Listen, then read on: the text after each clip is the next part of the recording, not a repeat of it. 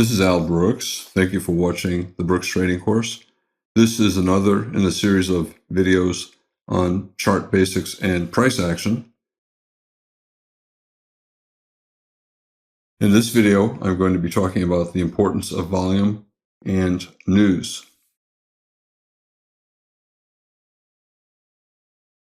In the last video, I talked about the purpose of markets is to facilitate trading. Markets are designed to increase the number of traders placing trades, increase the number of trades being placed, and increase the total volume of trades taking place. Now take a look at this chart. The market is going down. As it's going down, we have a slightly lower low in price, but we have a lower low in volume. What will traders assume? They will assume that if we continue down, volume will get less and less and less. Markets are designed to maximize trading volume. If the market is going down and finding fewer people willing to trade and less volume, it's going the wrong direction, because theoretically, ultimately, if it keeps going down, eventually there'll be no trading at all. And that is not what the market wants. The market tries to oscillate in an area where trading volume will be maximum. Just because volume is getting less does not mean that the market has to go up to find more volume. It sometimes can find more volume by simply going sideways, entering a trading range. So lower price and lower volume.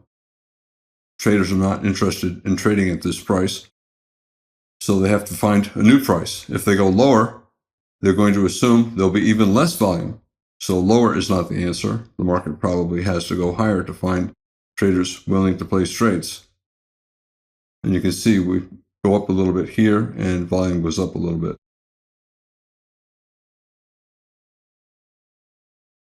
A volume divergence often leads to a rally. So here, price is low, lower, lower, but as it goes lower, volume is getting less as the market is going down.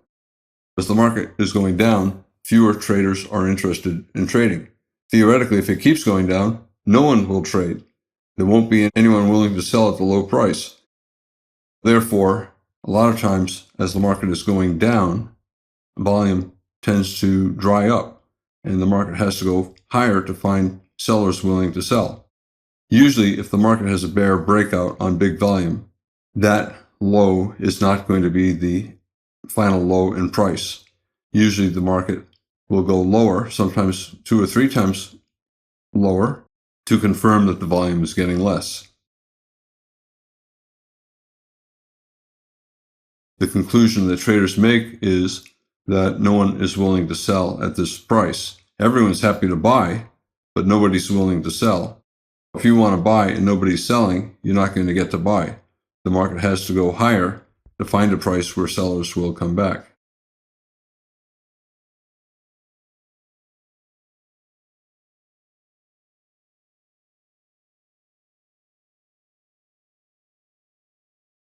This is an E-mini 1-minute chart, and 3 pushes down, so it's a wedge bottom.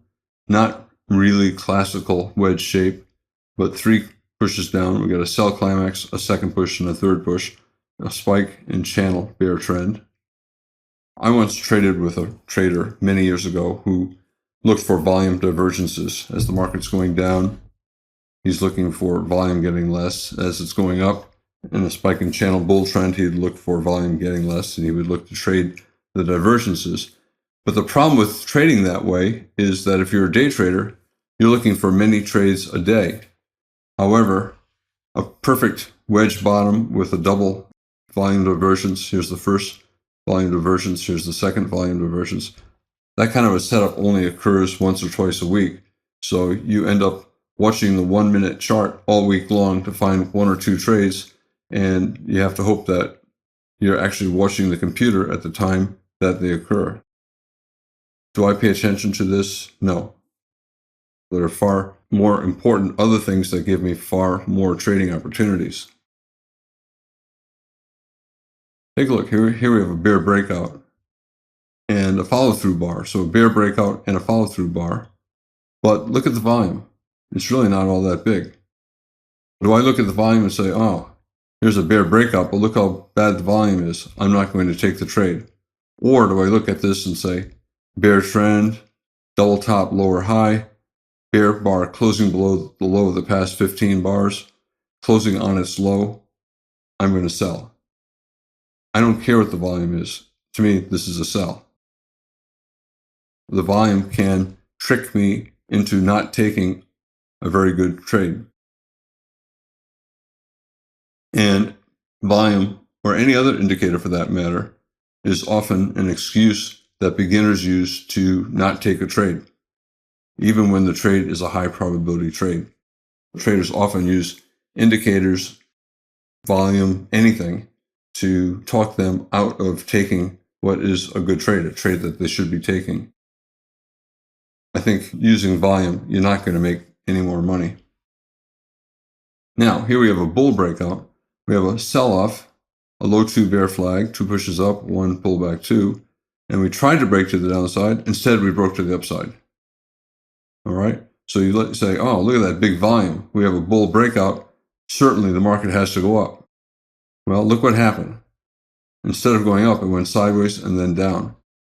Here we have a bear breakout with terrible volume, yet the market continued down.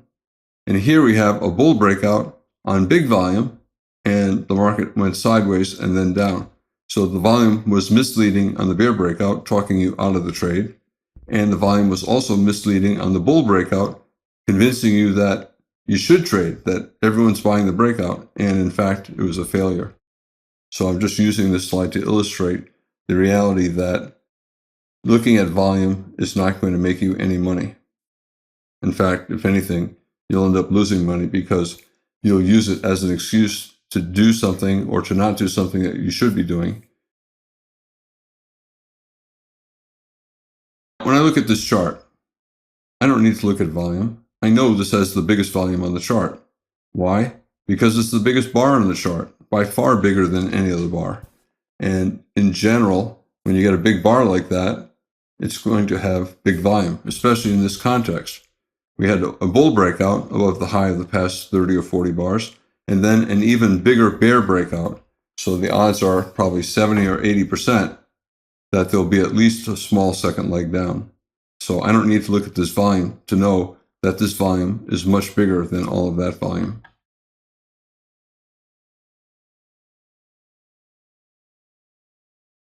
When I see this, I'm selling. I don't care what the volume is. I don't care what the stochastics are. I'm selling. I'm selling as the bar is forming or when the bar closes. I place my trades based upon price action, not volume action. Volume is a false god that beginners hope will protect them from a painful loss. Like any other indicator, traders are looking for something to save them, or they turn on television hoping that some very persuasive guy with a powerful title and a great demeanor will help them make money. And traders are always looking for someone who will protect them against the evil market who wants to destroy them. And that's just not real. You have to take responsibility for what you're doing. And if you see a bull breakout and then an even bigger bear breakout, it's a surprise. And whenever there's a surprise, you have trapped bulls and bears. You have bulls who are trapped in, denying the reversal, and they're holding long. They're hoping for any kind of a bounce to sell out with a smaller loss. And you also have trapped bears who want to get short, and they wait for any kind of a pause bar to sell, to get at least a little bit more down. Look at this. This is the euro versus the dollar, a forex market, and there is no volume. At least for most brokers, there's no volume. Some brokers have volume, but the volume is only the volume at one particular bank or 2 or 3 particular banks, and it really does not give you a sense of what's taking place worldwide in the forex market. When traders are trading forex markets, they're not paying attention to volume. So if volume is so important for trading, how can forex markets be the most popular markets in the world when most traders who trade profitably don't see any volume. For example, look at this bar. Do I need a volume bar to tell me that a whole bunch of traders just sold here? Of course not. Just look at the bars. The biggest bar in the past 30 bars, far bigger than all the others, closing on its low, closing below the lows of all of these bars. Something important just happened, and the odds are 70% or more that you're going to get some follow-through selling. I don't need volume to tell me that the market's going down. I can just look at that bar and I know that the market is going lower. DOM traders, depth of market. They take trades based upon the size of orders at the bid and ask. Time and sales, this is another thing traders look at.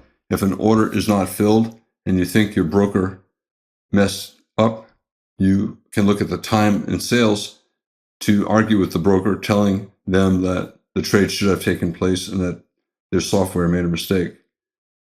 That used to be true years ago, 10, 15, 20 years ago, when everything was not electronic and there were people involved in the order execution. You'd call up, someone would answer the phone, they give the order to a runner, take it to a guy in the pit guy fills it, gives it back to the runner, and then it gives it to the guy on the phone.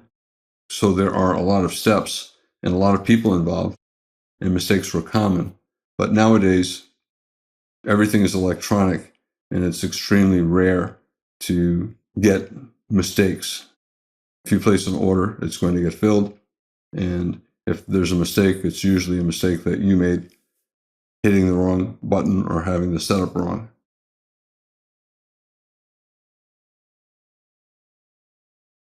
For DOM trading, depth of market, a lot of traders look at the size of the bid and ask orders.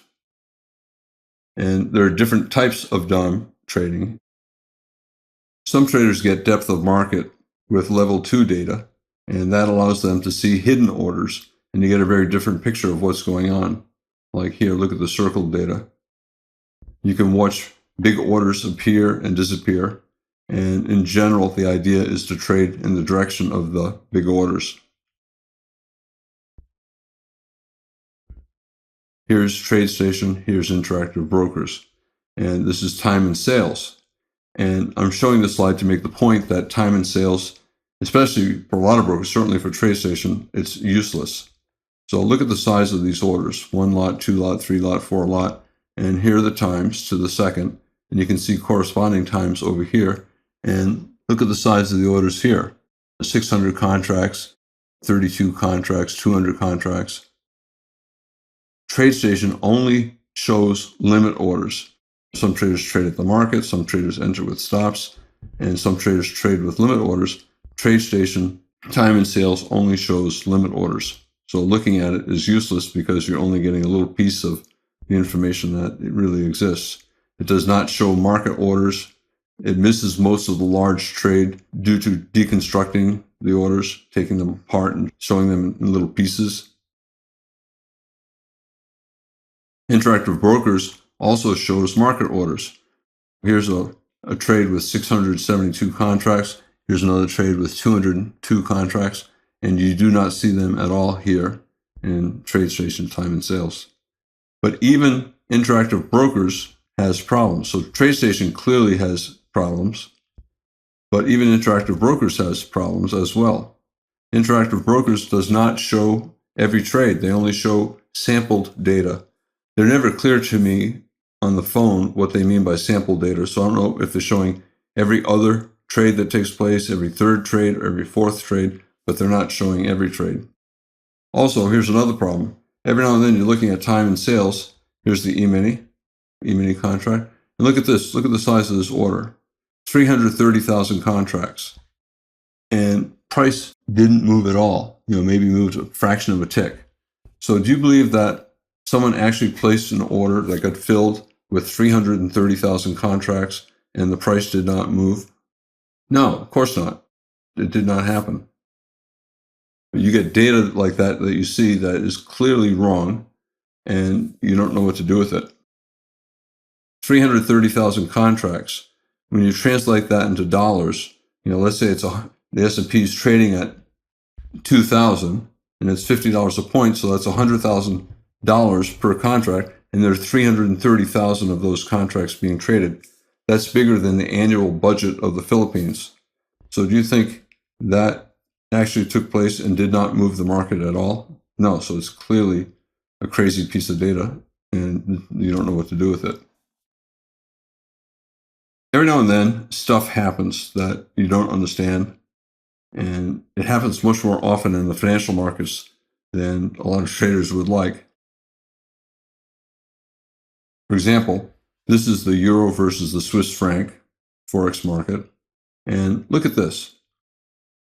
The market is trading up here at 1.2, and then it's trading down here at 1.0400, a 13% gap in the currency between this trade and that trade.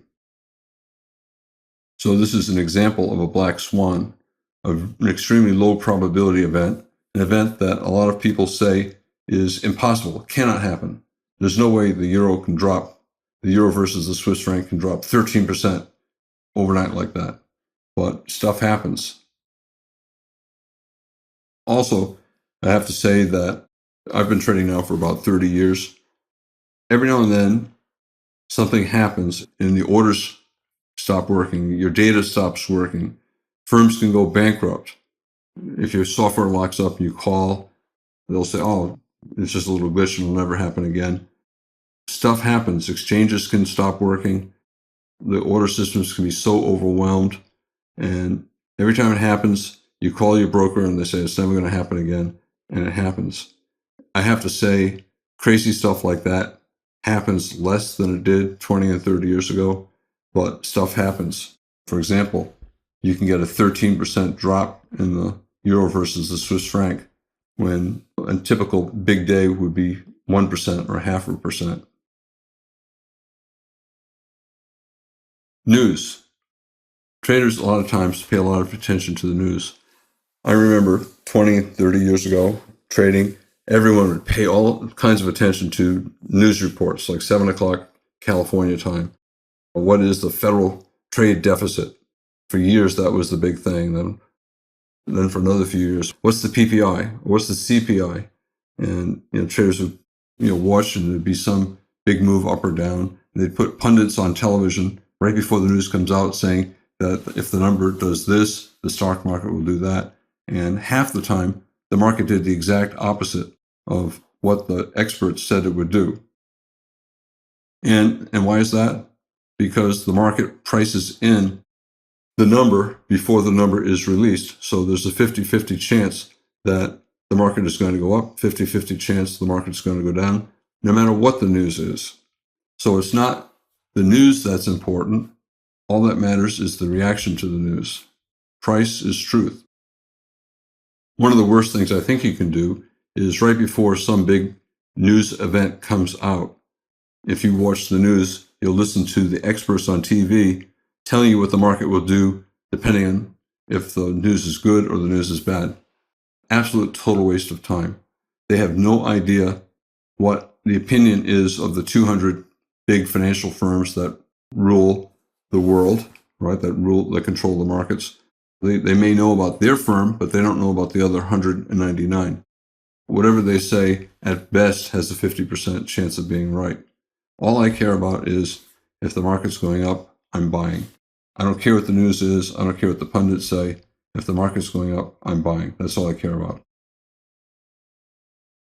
Institutions. All institutions have opinions about the news and about what the market should do, depending on the results of an upcoming report, FOMC meeting report, trade balance, any kind of news issue, the Brexit vote. And all of the institutions try to make their price as neutral as possible before the announcement. They're all buying and selling in such a way to feel like they're in the best possible situation to make the most money when the news comes out. The news is priced into the price before the news is announced. And you don't know if they priced in too much. You don't know if they priced in too little. So the market can go up sharply on terrible news And it can go down sharply on great news. So knowing the news does you no good. You do not make money knowing the news. You make money knowing what the market does after the news. If the television experts knew how to make money off the news, they would not be on TV. They would be trading. And frankly, I don't know why they put them on television, because most of what they say is totally unhelpful to traders. Sometimes you'll hear, before a news report comes out, some pundit saying that if the number is X, it's bearish news, or if the number is Y, it's bullish news. And to me, that's ignorant. It's just totally naive. All that matters is how the market reacts. I don't care if the news is bullish here. I don't care if the news is bearish here. All I know is the only way I can make money is buying. I'm only interested in buying. So if the news is bearish, yet the market goes up, that simply means that more institutional dollars expected the news to be worse than it was. So as bad as you think the news was, they priced in worse news. So when the news came out as bad, but not as bad as they thought, what happens is this: the market goes up. And nobody knows in advance how many dollars are betting that it's going to go up, how many dollars are betting that it's going to go down. You only know after the market starts to move. You got a big bull bar here, closing above its midpoint, a follow-through bar with a bull body here, and then another bull bar closing on its high. Chances are the market's going higher. And I don't care about the news. All I care about is making money as a trader. Likewise, if the market goes down and the news sounds extremely bullish, that simply means that more institutional dollars expected better news, right? They were expecting the bullish news to result in a huge rally. And when the news was not quite as good as they thought it was, well, they priced in much better news than what they were expecting. And the result is the market can go down far and fast on good news.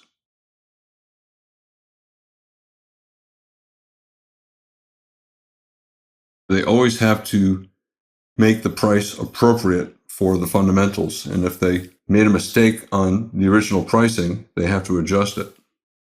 All that matters is price. Price is truth. If there's bad news but good price, you buy, and you don't worry about the news. Let's say a stock missed on the top line on an earnings report, so the revenue is less than what they expected.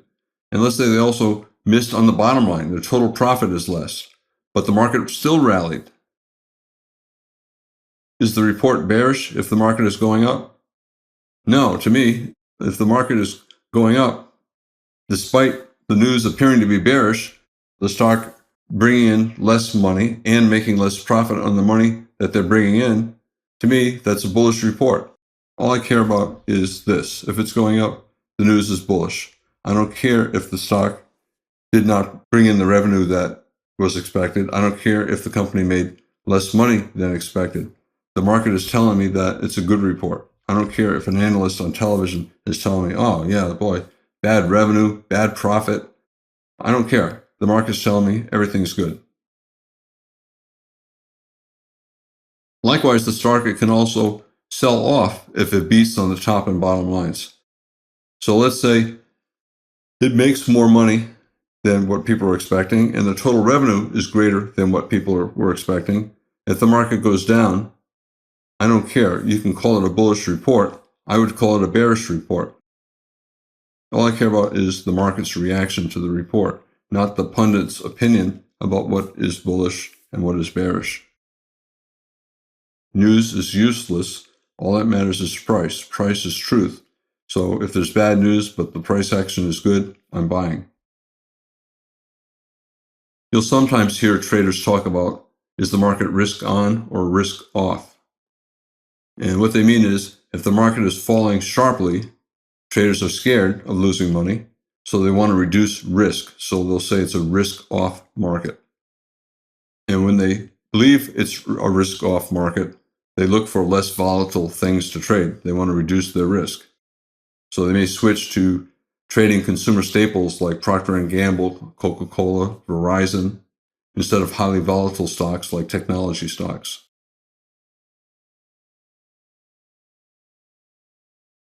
On the other hand, take a look at over here.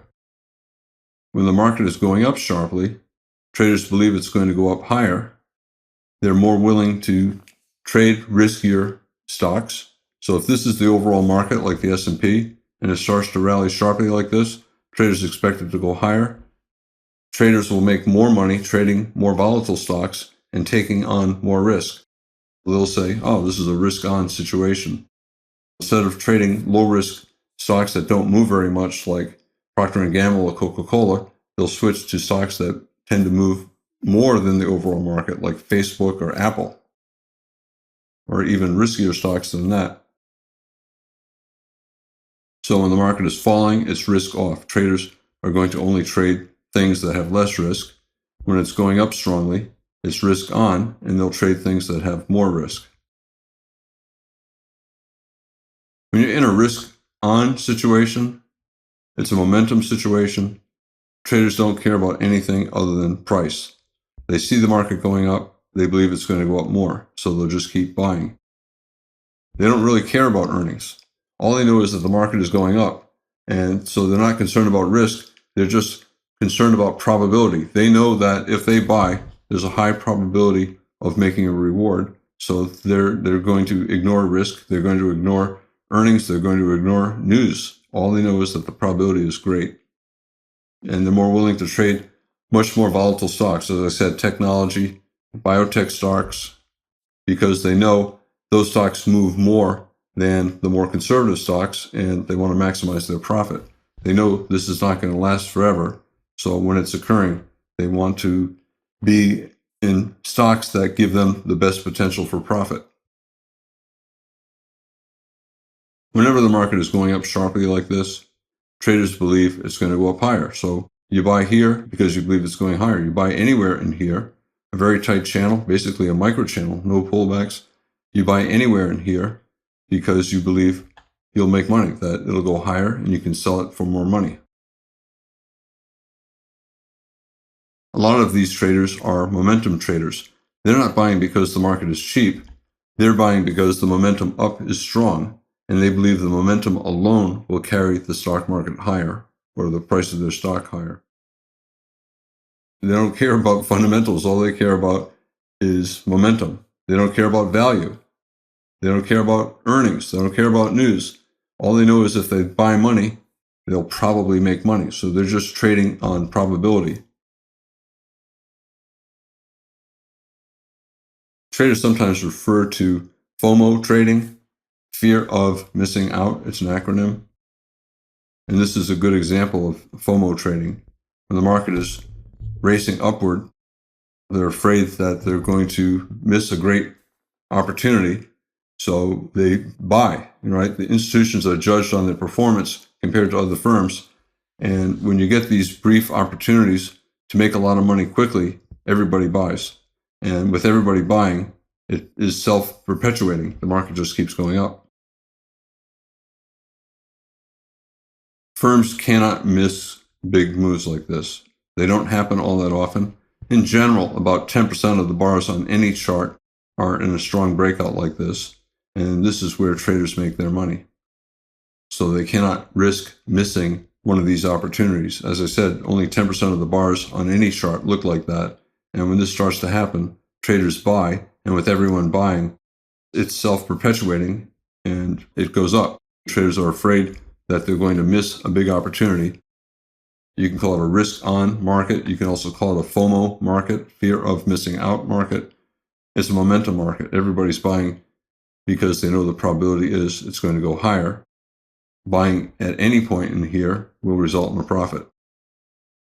Momentum traders, they don't care about fundamentals. They buy even if the market's expensive because they're confident that the market will trade higher. So here you are buying at the top of 6 or 7 or 8 bars, 10 bars, 15 bars. The momentum traders, they don't care. They don't care about the fundamentals. All they know is the market's going up and they'll make money if they buy. They don't care if it's expensive. They don't care about PE ratios. All they care about is is going up and they want to buy. They buy simply because the market's going up. And they don't care why the market's going up. They don't care what the fundamentals are. They don't care what the earnings are. They don't care what the news is. All they know is when the momentum is really strong, they want to buy. Value traders, on the other hand, pay a lot of attention to price. They only want to buy when the market is cheap. For example, a value trader will look at this and say, wow, the market's really cheap here. And they'll buy more lower, because if they believe value is really good, that the market is cheap, they'll buy more lower. Carl Icahn is famous for scaling into trades in falling markets. So if a stock is falling, but he thinks it ultimately is going to go up, he'll buy, and if it falls more, he'll say, wow, that's a good value, I'm going to buy more. Value investors pay a lot of attention to fundamentals. They know what the value of the stock should be, and if it's below that value, they buy, and if it keeps going down and the fundamentals of the company are still good, it's even a better value, so they'll buy more. Value firms only want to buy when the market is very cheap. No one ever knows what the correct price is, but value investors have a really good sense of when the market is far below the correct price. They buy as the market's going down, and they buy more lower because they see it as an opportunity to buy at an even better price. In this video, I talked about volume and how traders should not pay attention to volume. I also talk about news and how you don't have to pay attention to news. All you care about is whether the market is going up or going down. You want to make money. The news doesn't tell you how to make money, but if the market is going up, you want to buy. If the market is going down, you want to sell. And it can do either on good news or on bad news. The news is irrelevant. All that matters is whether or not the market is going up or going down after the news. This is Al Brooks. Thank you for watching the Brooks Trading Course. This is another video on chart basics and price action.